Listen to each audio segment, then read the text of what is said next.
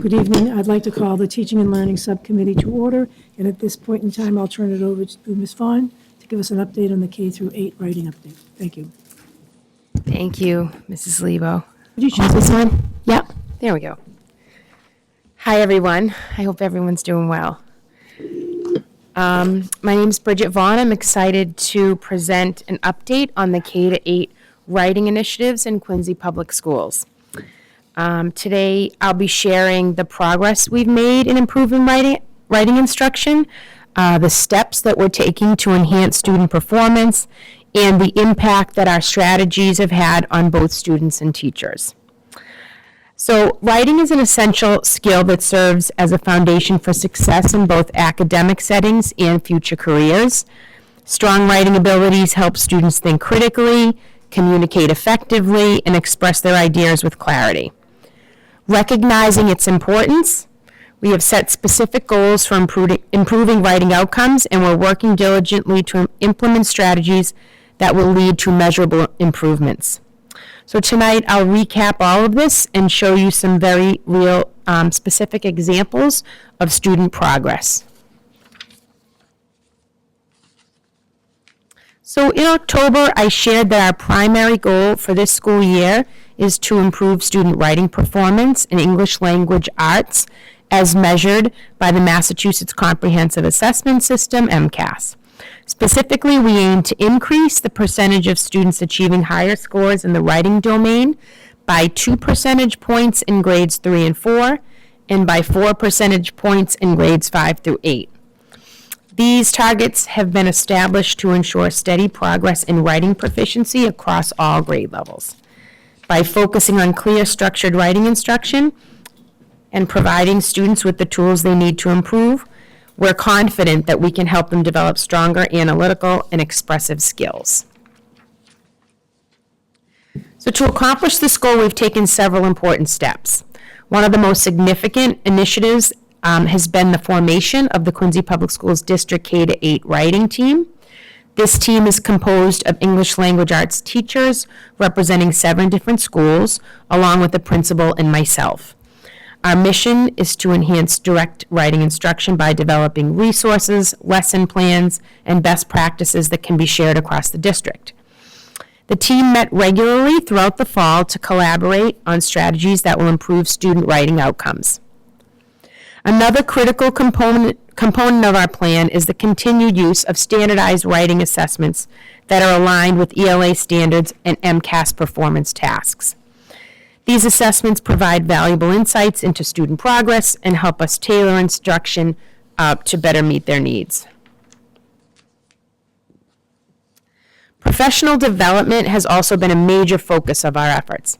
Teachers participate in system-wide professional development days, as well as training sessions specifically designed to support writing instruction.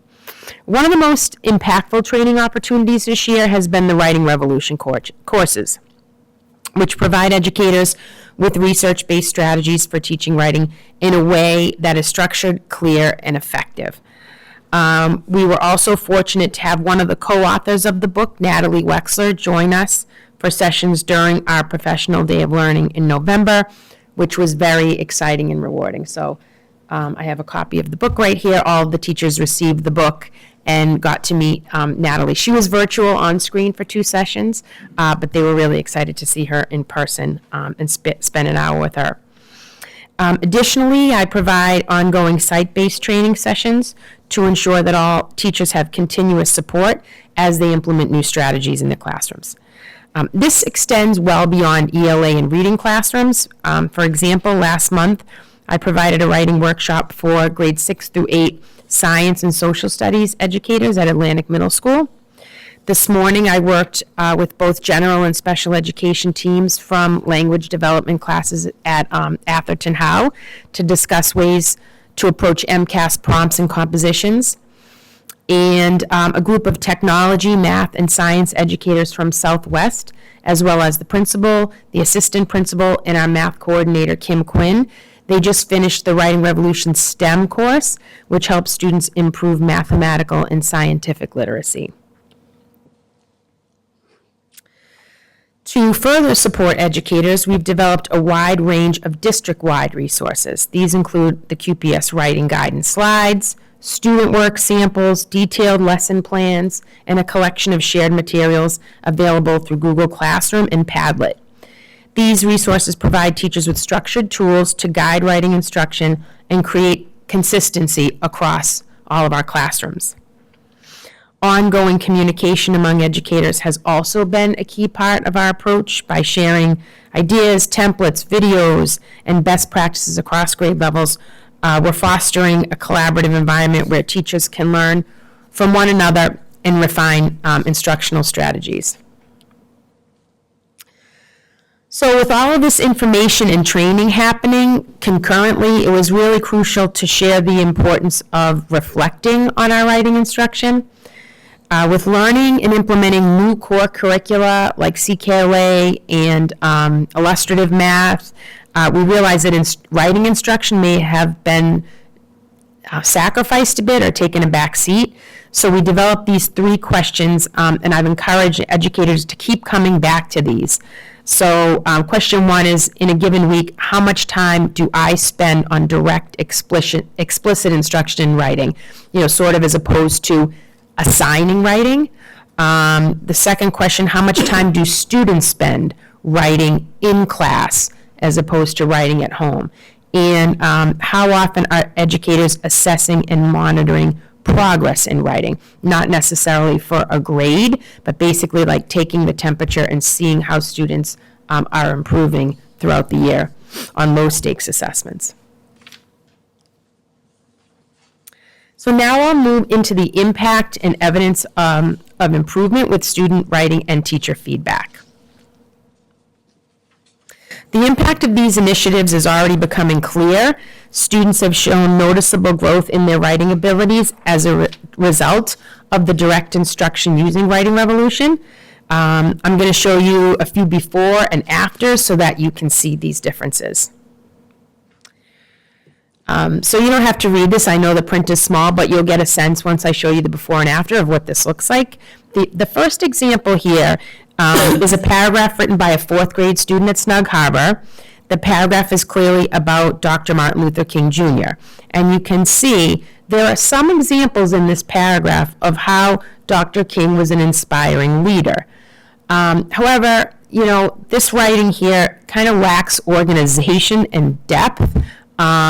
It's clear, it's like the student, had some specific information about how Dr. King was an inspiring leader, but it's not organized in a coherent way.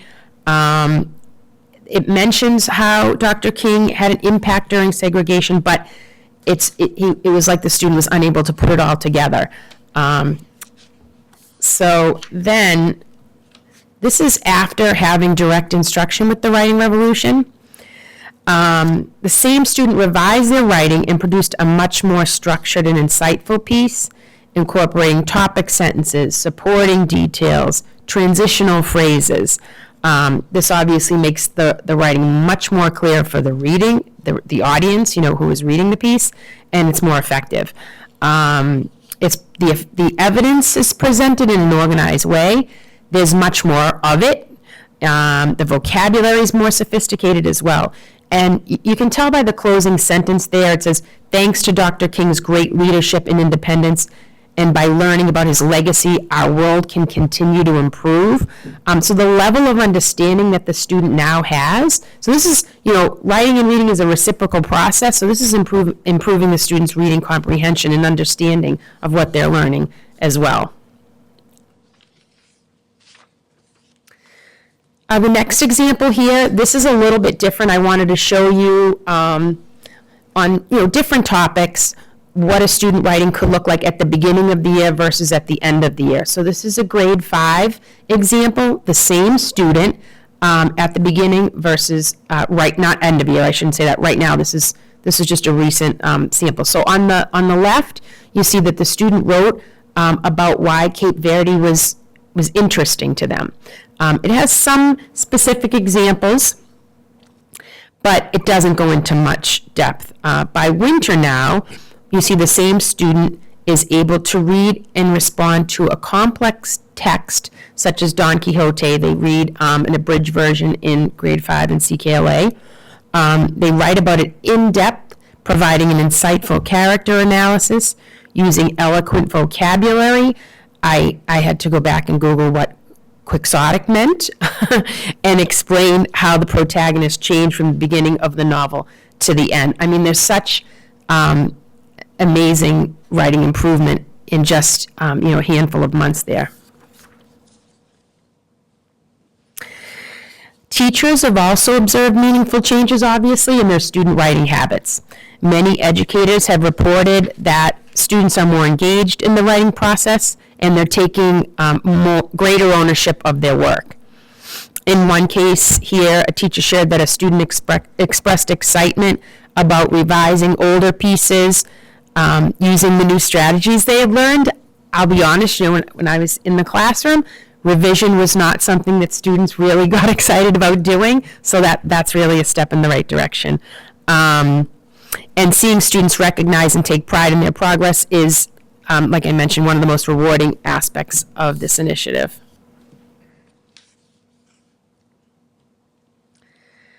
Beyond just improving quality of writing, we've also introduced new instructional strategies to make writing more engaging and accessible for students with lots of scaffolds. So one particularly successful method has been the use of sentence summaries. So in this example from grade 7 at Central, Mrs. Quinlan shared positive feedback about using this tool.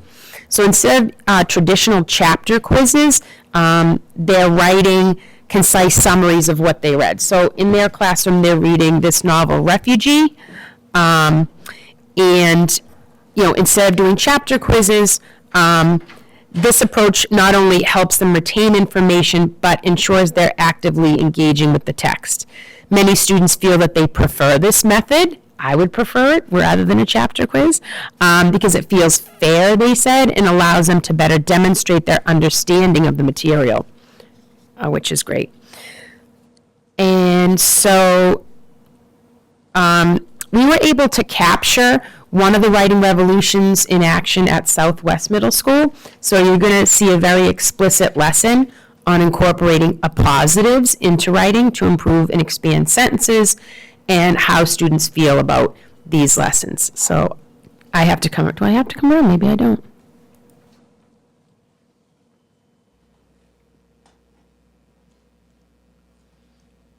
Just a matter of whether I can see this. There we go. So this is Miss Regan's grade 7 ELA classroom. Give me a because example. I love to eat because then I feel full. Perfect. Or food is delicious. Perfect. All right, so because we're reading The Boy Who Harnessed the Wind, and today we read the prologue, That's this book. to check our comprehension, we're going to practice writing these because but so sentences. So in the prologue of The Boy Who Harnessed the Wind, the narrator is nervous because. In the prologue of The Boy Who Harnessed the Wind, the narrator is nervous but. And in the prologue of The Boy Who Harnessed the Wind, the narrator is nervous so. Practice writing these sentences now.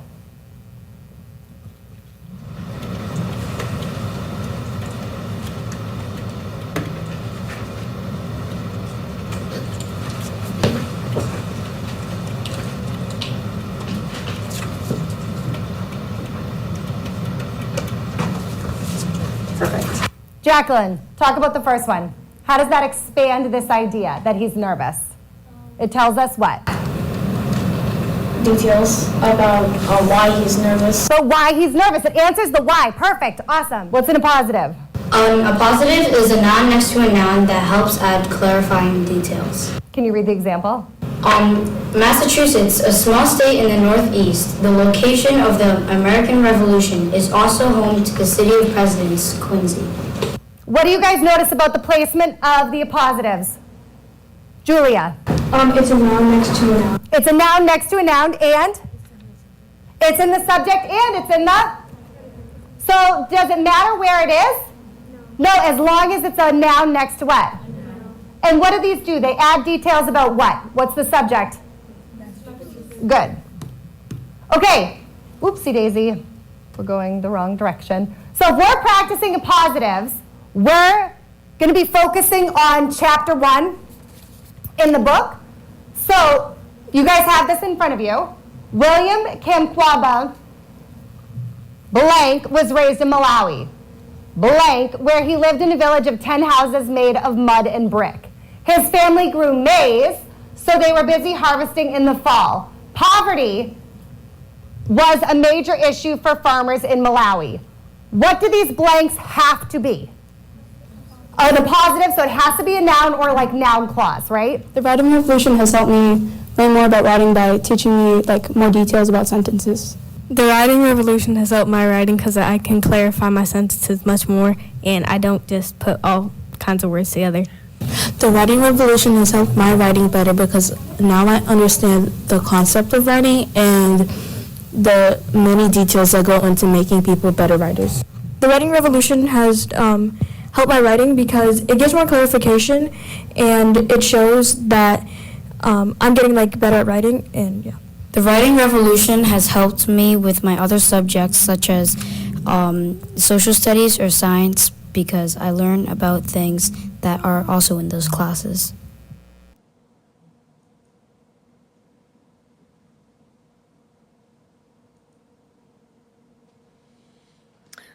So in summary, our efforts to improve K-8 writing instruction are already showing positive results. Those students talked about the writing revolution, but I want to talk about the educators that are implementing those strategies with the students.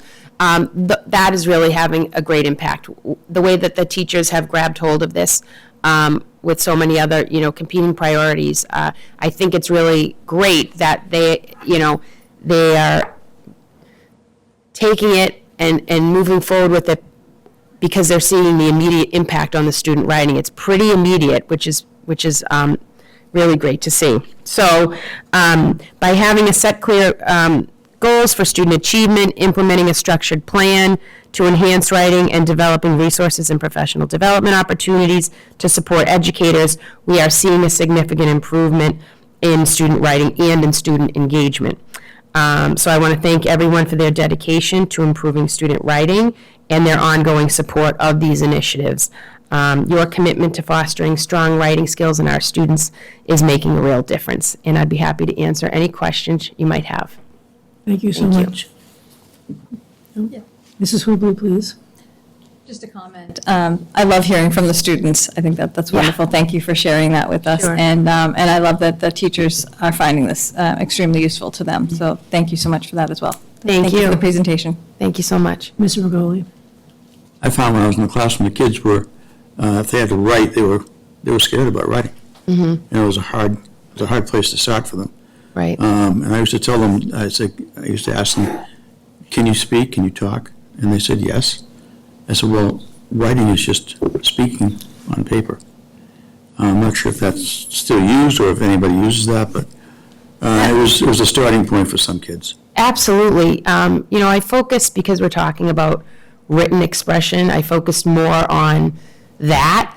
But in the younger grades, the oral expression, there is a course that a lot of students and teachers are taking in K-2 and using some of these strategies, and it's just through oral language, and then if they're able to express their ideas orally, then it's easier to do that in writing, because it is one of the hardest things we ask students to do, especially on MCAS, where they have to read, analyze, and then write and compose in an organized way. There's a lot of cognitive overload that can happen. So if you can express it orally, it really is a big help. I agree. Thank you. Sure, thank you. Thank you, Ms. Regoli. Mrs. Perdios. Thanks. I just wanted to point out two of the things that the students said in the video. One was that the last student mentioned the effect that it's having on his other subjects, and just seeing, how that writing piece really does impact social studies, science. If you're doing, a STEM fair and you have to describe how you did a project and the procedure. And the second one went to what the other student said, that it taught her how to write. And I think oftentimes we just expect students at a certain age or a certain grade to know how to write. And so when we ask them a question, they may be answering the question, but they may not do it with the depth that was intended. So I think finding the, going deeper, understanding how more phrases can definitely make your understanding of something a lot deeper and show what you know a little bit more. And I think, it's really important that those students know how to get taught that and learn that. And it sounds like this curriculum is doing that, so that's fantastic. And I would love if it was the other way, and it could tell my teenagers how to express things orally, so when I ask them how their day was, it's more than just fine. And you can get more positives in the sentences when they Yes, describe their just day. ask them to do a because, but so. Say, Okay. my day was fine because All right. my day was fine, so. And then feel they like have they're to gonna roll their automatically eyes. add more detail to express what they did. So that would be And great. share Thank more with you. Appreciate it. Thanks. Thanks, Ms. Leva. I'd be afraid what they say with that because and so. Knowing my grandchildren who are teenagers too. This is great. It really is great. I love seeing the difference from the student writing, the particular students writing, the fourth grader the student at Atherton Howe was phenomenal, absolutely phenomenal to see that change. And for them to actually be understanding why that's good. We've been struggling for years with the writing on the MCAS, we really have. And we've done so many great things in our curriculum, but I think this is the first time that I've seen a concrete writing curriculum. That is so focused. So I'm thrilled.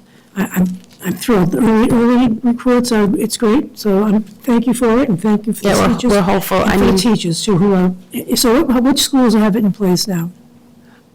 Every school has it in place, and those that weren't able to maybe take the course, then I kind of fill in wherever I can. We're also going to encourage some of our QPS educators that maybe provided, a session on that professional day. They may be able to offer that. The more people that we train, then that's they can great. pass it on. And then when we have other system-wide professional development days, for example, they can debrief about it, they can share what they're doing. And Google's wonderful for that too. With technology, we can share a lot electronically, so. It really looks great. I hope it stays this good. I'm sure we'll have I'm sure we'll meet our goals with this kind of work. I'm sure we will. I hope so. I hope so, too. I have one question for you, and then Ms. Regoli does, too. On slide 6, I don't understand what process writing is, Oh, sure. so just tell me quickly the difference. Yeah, so, let me just go back to that. It's number 2, the answer to number 2 on slide 6. Is that in the reflection questions? Yeah.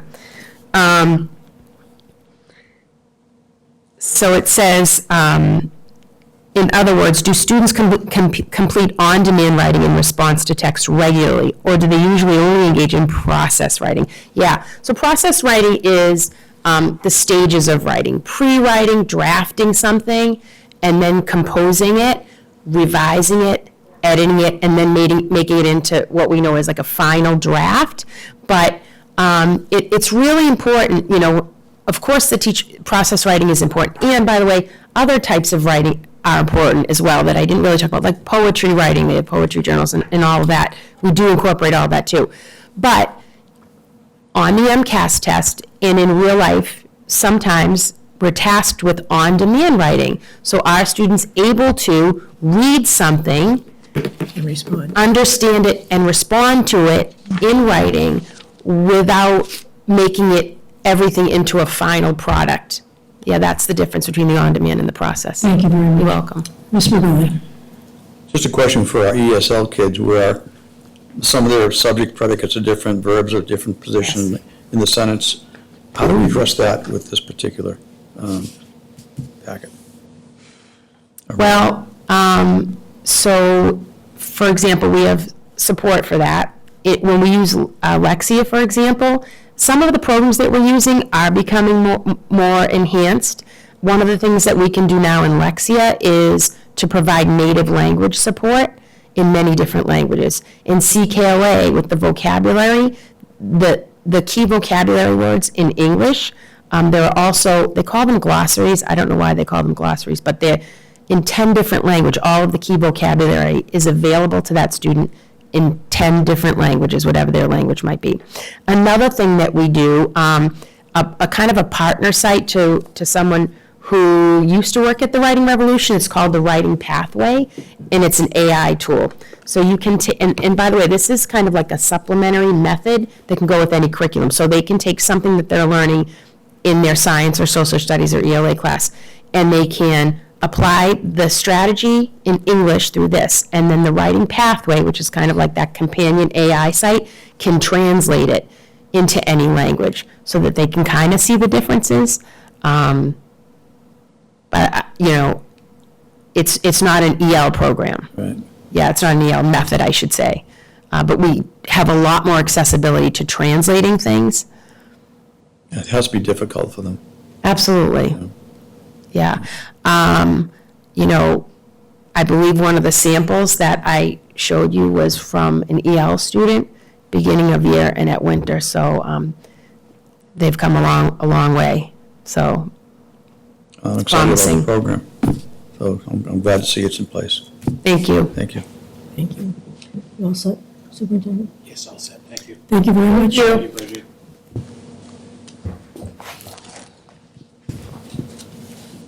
And now we'll invite Dr. Perkins and Mr. Moratti. Just Mr. Moratti. Mr. Moratti and Mr. Moratti.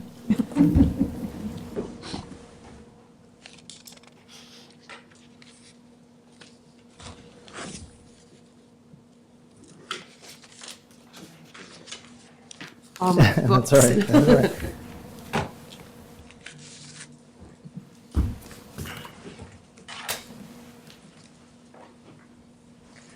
Good evening, everybody. I do just want to also add that, with the implementation of the Writing Revolution, it reinforces a lot of the skills that students need to show throughout MCAS. Tonight I'll be sharing with you information about, more information about the civics and the STE MCAS assessments that are upon us in the next few months.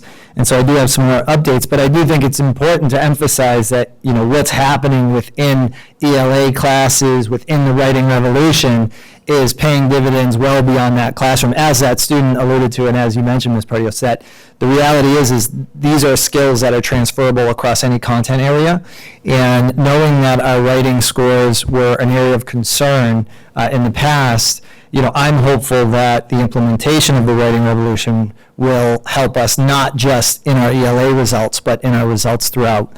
I'll be talking about, in particular, civics, that there's absolutely a need for students to be able to write and convey what they know. And so the more skilled and comfortable they are writing, obviously, the more equipped they are to answer those questions and get those full points. So before I move forward, I do just want to acknowledge the teams of teachers. So the middle school social studies teachers, the middle school science teachers under Michelle Cuniff's leadership for science, Sue Foley's leadership for social studies, they are really working so hard behind the scenes to ensure that our students are as prepared as they possibly can be for these assessments. These assessments are challenging no matter what, so the fact that there's changes that are happening with both civics and science, it's certainly imperative for us to make sure that we're constantly vetting what we're doing and making sure that we're not teaching to the test, but that we're adequately preparing our students to be as successful as they possibly can.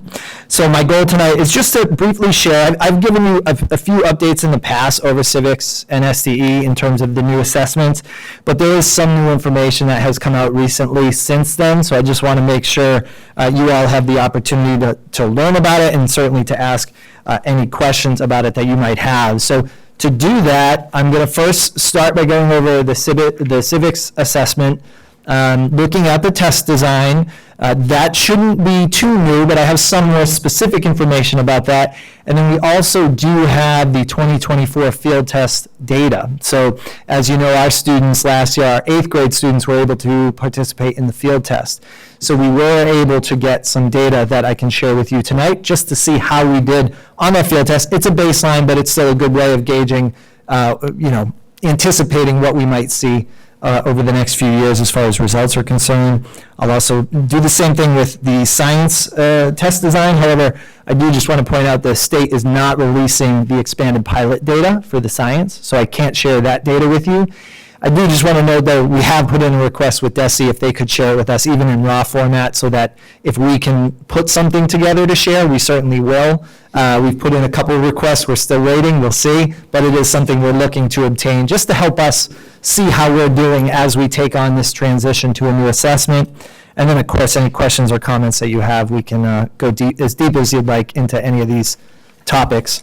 So with the civics assessment review, there's really two sections of this. And so the state level performance task will be session 1. So that will be a standalone session. And then the end of course test will be session 2. And I only say it that way because science is a little bit different, which I'll explain in a little bit. But the state level performance task, that covers 1 of 7 topics, which I'll go over in the next slide. It covers 1 of 7 topics. And that topic is the same throughout the state. So the good news is we do know what that topic is, and it is the same throughout the state. That's a little bit different than what we experienced last year, because last year, where it was a field test, we were assigned topics, and the topics were different depending on the school. So now it's every school, it is fully operational, so this is a full MCAS assessment, and every school will be assigned the same topic, which I'll go over momentarily. And then session 2, that's where they cover all the standards. So I would say the way I kind of look at it is that first session is really a deep dive into one topic, and then the end of course test is a broader, shallow dive into all of the topics. So here we have the test design. These are the topics here. It may not be as obvious on the sheets that you have, depending if it's color-coded, but I color-coded these just so you can see how it's organized. So we have 3 major reporting categories. So that's the table right there towards the bottom. So foundations and development of the U.S. political system and government. And so those cover that covers topics 1 and 2. So the red one's topic 1 and 2, the philosophical foundations of the United States political system, along with the development of the United States government. That falls within that foundations reporting category. Then you have topic 3 and topic 6. Those 2 topics fall within the institutions and structure of U.S. government reporting category. And the remaining 4, 5, and 7 fall within the rights and responsibilities reporting category. So the reason why that's important to note is because for that session 1, which is the deep dive version, we're going to cover only topic 4. So that's the rights and responsibilities of citizens. So that is the only assessed topic within that first session of the civics test. That's obviously, as from an educational standpoint, that's great to know, because it's certainly, we can make sure that we emphasize it throughout our instruction. However, as I mentioned, throughout session 2, we'll be covering all of these topics. But that's new. We did not know that the last time I updated each of you, I think maybe a month and a half ago. So now we do know that rights and responsibilities of citizens will be the major topic in session 1 for our students. And I have mentioned this before, but just to briefly recap, that will be a total of 3 one-point constructive response questions, 1 4-point constructive response question, and 7 one-point selected response questions. Now, the selected response are multiple choice, multiple select, and technology enhanced, which could mean like a drag and drop, fill in the blank, dragging certain content in there. So those are the types of questions students will encounter in that state level performance test, that session 1 test. That's the format of it. But I do just want to add that when students are taking this test, there's 4 additional points, not necessarily 4 questions, but 4 points worth of questions that are still within field test status. So in other words, there'll be a total of 11 questions that are actually applicable to the score, which will get reported out. And then there's 4 additional points within that first session that will not be counted towards our student scores and will not be included in reported results. So I say that only because there might, that's the DESE's way of kind of experimenting with the different question types, and it won't count against the student. It's obviously important to point out. Now, for the end of course test, so this is session 2, all the same types of questions, and you'll see here the table shows kind of the breakdown by reporting category. It's very simple. There's three reporting categories, and they're roughly a third each. So they're approximately, 33% of that session covering each of those reporting categories, which again, that covers all 7 of the topics. So just a couple important points to note. For that session, it's a total of 32 questions, in addition to roughly 4 to 6 field test questions. So students are looking at roughly 36 to 38 questions for that session 2 when they take that on. All roughly the same percentage in terms of weight, so there's really no priority content area other than topic 4 for that first session. And I do just want to point out that a lot of the responses for students to provide are going to be based on text sources or graphics. So a lot of reading, reviewing some sort of graphic, interpreting that, and then answering questions based on that. So less about fact recall, but more so about interpreting information, processing meaning, and then being able to answer questions accordingly. And so I do just want to thank Data Coordinator Christini. So when we received this data from DESE, it's essentially one giant spreadsheet. They did not give us the standard Edwin reports that we typically have. So he really helped out in terms of making this something that we could process and share out with teachers and make sure that we know how our students are doing as compared to the state. And so each slide, the next 3 slides, is going to be a data table for each of those reporting categories. So in terms of takeaways here, you'll see that of all 3 slides, there's only one category where we did not do as well as the state. Every other category, test item, we achieved at or higher than the state level. So we're doing pretty well as far as finding our starting point when we look at the comparison of Quincy Public Schools as compared to the state average. And I do just want to point out, our lowest one there within the district was describe how characteristics of ancient Athens influenced the creation of the U.S. government, 46%, obviously higher than the state, but still lower as compared to the others.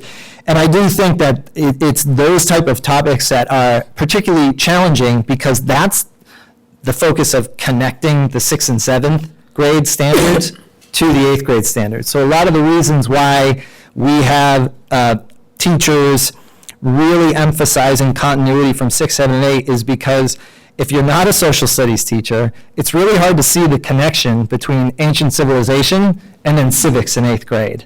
And so I think, throughout the state, I think that's indicative throughout the state that it is a challenge, it's a pain point for a lot of test takers, that it is hard to connect that. But that's definitely going to drive a lot of our professional development focus of making sure students can bridge that ancient civilization topics that they've learned throughout grades 6 and 7 and bringing them over into civics and the U.S. Constitution and the U.S. government. So that's just important to note, not to mention, it's a score lower than the rest of those, so it certainly jumps out as an area of needed improvement.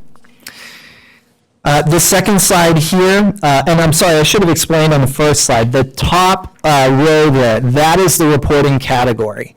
So in the first one I showed you was the first reporting category. This second one, institutions and structure of U.S. government, that's the second reporting category. And so these are the items within that reporting category. Again, you'll see that in all of them, with the exception of one, we achieved at a higher level than the state. So looking at the one where we performed a little bit lower, describe state and federal powers granted by the U.S. and the Massachusetts Constitution, we achieved 29% correct, whereas the state performed at 30%. So that jumps out at me as that's a challenging set of questions, whatever those questions are, because the state, I believe that's the lowest result across the state, and obviously for us as a district too. So I interpret that as saying, okay, not only did our students struggle with that, but it looks like that was a challenging topic for students to address on the test anyways, which definitely tells us, okay, it's an area that we have to consider in terms of what we choose to emphasize as we get closer to that test. And I do just want to point out that teachers, social studies teachers have this exact data that you're seeing, but also with their individual schools assigned, so they're able to see how their schools performed. And so it's absolutely something we prioritized on February 12th during the system-wide, digging into those scores a little bit more, digging into individual test items. But we also have another system-wide coming up on April 9th for social studies teacher. We'll dig into this a little bit further because we still have time at that point to prepare for the civics test. And then lastly, with the rights and responsibilities, it appears to be our strongest reporting category. So in the way I've, concluded that is simply because our difference is higher across the board. So our lowest difference, we're 5 points greater than every state score or more. The strongest one being where if you look at analyze and editorial and describe an action that might be taken to evaluate the credibility of the editorial's claim, we're at 48% where the state's at 39%. So a 9-point difference there. So again, challenging topic, still a concern that the 48% is the percent correct, but when compared to the state, gives you a sense of the level of difficulty. And clearly our students perform pretty well on that as compared to the state. So it's certainly a strong point for us, and I guess what's somewhat encouraging is that this falls, this is the reporting category that includes topic 4, which is that session 1 focus point, which is the rights and responsibilities of citizens. So I do want to add that this is based on a different group of kids. So that's, these students are now in 9th grade, and we have a whole new group of kids that are currently 8th grade. So by no means are these, predictions of what will happen. But in terms of takeaways around, okay, what are some points that we feel confident that we've adequately covered and relayed to our students? We know last year these were our strong points. So from an instructional standpoint, it tells us we're able to convey it to our students with a lot of efficacy there. So now shifting gears to the science, technology, and engineering assessment. So I had mentioned with civics that session 1 is a deep dive into one topic, whereas session 2 is a broader set of all topics and standards within the civics. For science, it's a little bit different. So science, last year we had the expanded pilot. So for our 8th grade students and our 5th grade students, so it's both 5th and 8th as compared to just 8th grade with civics, last year they had session 1, which was, we'll just say the common MCAS, right, what they would typically see. And then session 2 was the pilot MCAS. So it was kind of the newer questions that we wouldn't see. Now our results last year only accounted for session 1. Where things are different this year is that now as a field test, both sessions are going to have those matrix questions, which are the, we'll say, experimental questions or the field test questions.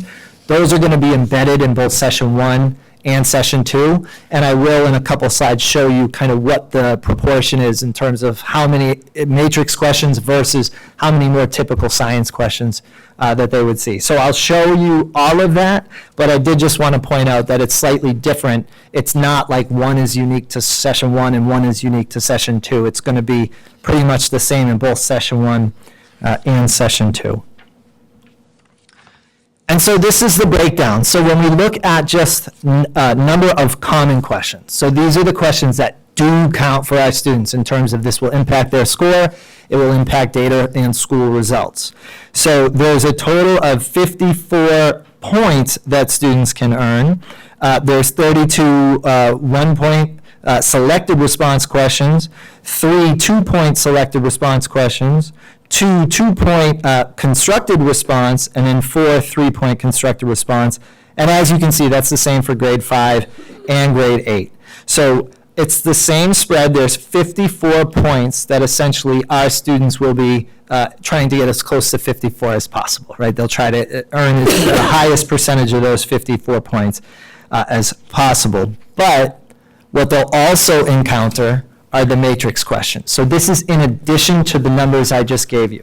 And you'll see it's the same for grades 5 and 8.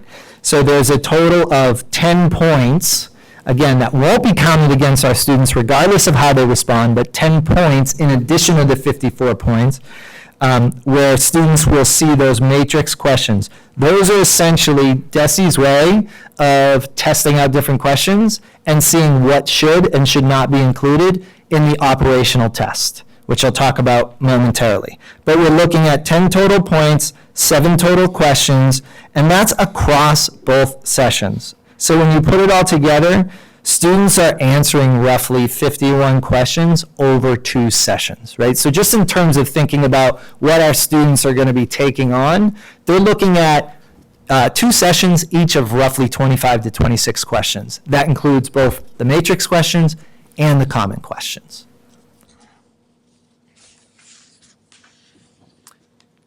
And so finally, to wrap up the STE assessment, I do just want to point out that this field test status is actually going to last not just for 2025, but also for 2026. So what I just showed you as of now, unless DESE makes a change, will apply to testing for 2026 as well, for our 5th and 8th grade students next year.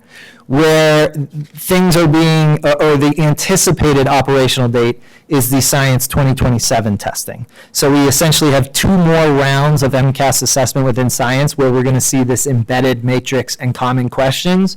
And then in 2027, we'll see a full shift to this new STE test. And so there's kind of 3 core building blocks that DESE's looking to use to enhance the testing process.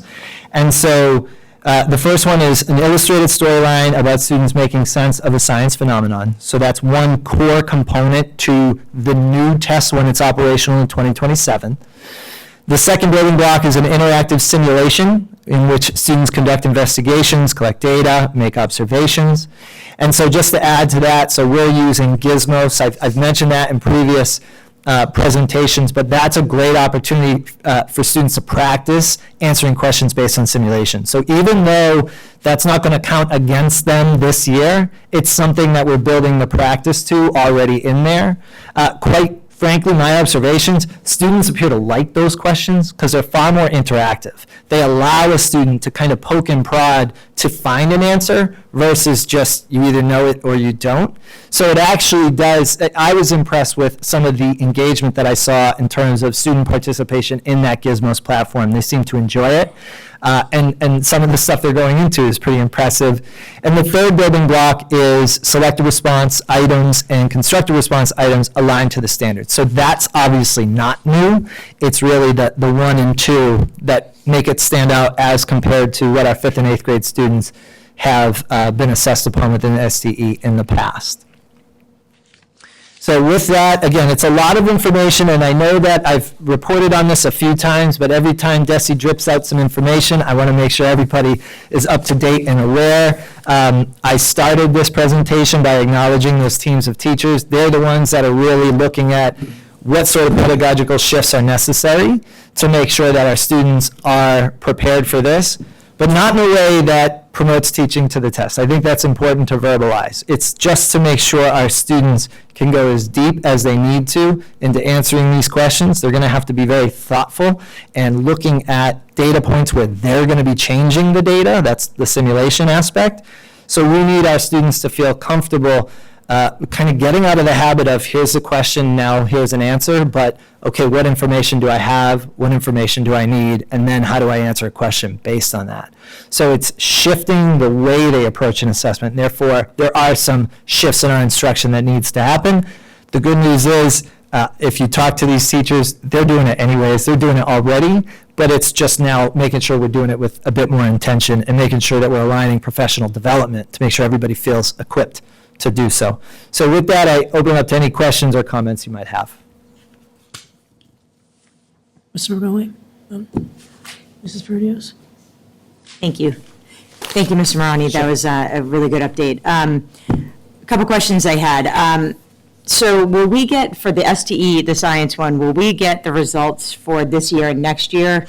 I know we didn't get it for last year because it was the pilot, but will we get it, or will we not get results until 2027? So my guess And I can't say this for sure. We have inquired about that, and it's a kind of we'll get back to you type of response. My guess is that we won't, only because of the total amount of points that students can earn, only 10 of them are covering those matrix questions, and since they're embedded throughout, and I should add that there's different MCAS forms. So students will be answering the same questions, but it's not always in the same order. And so I don't necessarily know if DESE will be able to provide us with that neat data of here are your common questions and here are your matrix questions. Certainly if we are, I'll share those out and make sure people are aware of how we perform, not just within the common questions, but the matrix questions embedded. Okay. It's frustrating that we did this pilot that, you're kind of asked to do something extra for them to be kind of guinea pigs and you can't get that data. That's really frustrating that, we don't get anything on that end of things. I agree. For having done it. So that's frustrating. So I thank you completely for agree. keep asking about that. Yeah. I think, and, I know we place, especially on, the SIP presentations, but a lot of emphasis on MCAS, and sometimes the scores aren't as high as we want them to be, especially in science. But I just wanted to mention, take this opportunity to mention that the STEM fairs I've been at this year, both of the high schools, Point Webster, Southwest, I have been so impressed. Yeah. And that, this is just a perfect example that the scores on MCAS isn't the whole picture. It's not what our kids are learning in science, and that these teachers are just fantastic. And the kids seemed, especially at Point Webster and Southwest, I'd say, so engaged and so excited about their projects and just spoke about them. They weren't just reading it off their board. Like they were in that experience and they could really speak to it, which was really exciting to see. I feel like I hadn't seen that in previous years. So I don't know if that energy or excitement's kind of building, but it was really great to see on that. And I just had one quick idea or suggestion for the civics test. So in 8th grade, I remember they kept the notebooks for science from 6th and 7th grade science classes. There were notebooks that the kids created, and the teachers, the staff would keep them and give them to the 8th grade science teacher, and then the kids could review their own notebooks from those times so that they didn't have to reteach that stuff. So would that be an interesting kind of, or some kind of model for the civics where, like, if they have to pull upon that ancient Greece, they wouldn't have to reteach that. They could just maybe, if they kept notebooks and stuff like that. I don't know if that's a good idea, but it seemed to work really well for Central as far as not taking extra 8th grade class time to go over what they've already learned. But No, I do think that's a great idea, and I would kind of put it in a group of possible strategies that we could incorporate to help keep that continuity across the different curricula and the different standards, 6, 7, and 8. That's certainly one thing we could look at. We're also looking at kind of restructuring what our civics project looks like, creating a little bit more alignment across the district, and then building to that. And almost once we have that structure kind of firm and in place, looking at, well, what would the 6th grade and 7th grade version of that be? But that's certainly something I'll note, because we're looking for different ways to connect it, because I think for a lot of parents and guardians and for a lot of students, and I'll say this as the father of a 7th grade daughter who has no idea why we need to learn ancient Civ. Right, and I get it, and I think I remember asking the same thing when I was there. So I think if the more we can do to emphasize the connection of it all, it's in the interest of our students.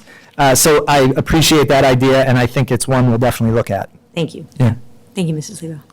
Thank you. I'm very excited about the civics test, actually. I think this is stuff we haven't been teaching it for years, and the kids getting this kind of access to this information, and the fact that they did so well on some of the questions. I wonder about how things are going now around question 5, the Constitution. Hopefully they're not reading anything outside of school. It really could confuse them. And you shared with us some of the development of those matrix questions earlier. And I thought it was fascinating. I think you're right. I think it's going to be much more engaging for the kids when they can actually go through something. And I think probably it's a big lift for the Department of Education, who now is kind of short-staffed. Right.